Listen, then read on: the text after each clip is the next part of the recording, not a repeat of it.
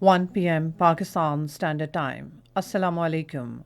This is Radio Pakistan. The news read by Asma Hafiz. First, the headlines. Caretaker Prime Minister is in Kuwait, where he will meet Kuwaiti Crown Prince and his counterpart today. Foreign Minister has underscored the need for impactful international collaboration to create effective regulatory structures to tackle migrant smuggling. Special Assistant to Prime Minister on Human Rights says government is preparing a national policy to curb violence against women. At the United Nations, Pakistan has called for deployment of an international protection force in Gaza and West Bank to protect civilians, especially women and children. And now the news in detail. Caretaker Prime Minister Anwarul Haq Kakar is in Kuwait on two-day official visit.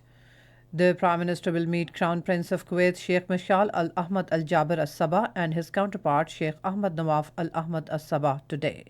Later, a number of memorandums of understanding will be signed between the two countries to enhance cooperation in diverse fields.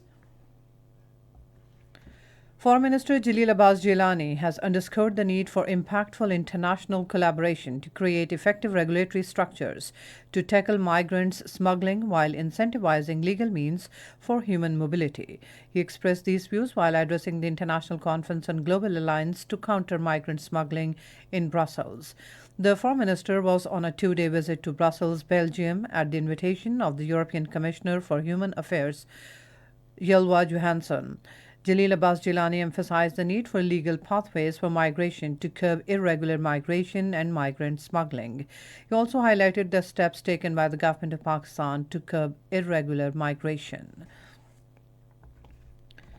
Special Assistant on Human Rights and Women Empowerment, Mashal Hussain Malik, says government is preparing a national policy on ending violence against women.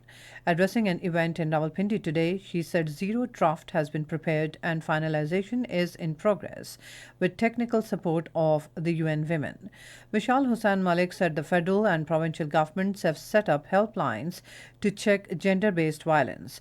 The Special Assistant emphasized empowerment of women to bring positive change in the society. She said important legislation has been done to protect and empower women. She said the legislation includes Zainab Alert Response and Recovery Act, Enforcement of Women's Property Right Act, Anti-Rape Investigation and Trial Act, and Protection Against Harassment of Women at Workplace. Repatriation of illegal foreign nationals, including Afghans, to their countries is continuing in a dignified and safe manner. In addition to other measures for the dignified return of Afghans to their country, transit camps equipped with all facilities have been established in various districts for their temporary accommodation.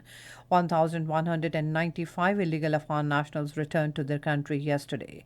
So far, 385,993 Afghan nationals have voluntarily returned to their homeland since 15th of August last year. The rehabilitation of the tribes of merged districts is continuing with the efforts of Pakistan Army. According to details, the second phase of rehabilitation of tribes in Rajgal Valley of District Khyber has been completed, during which 1,280 families of Bari, Bagh and Patekale rehabilitated to Rajgal.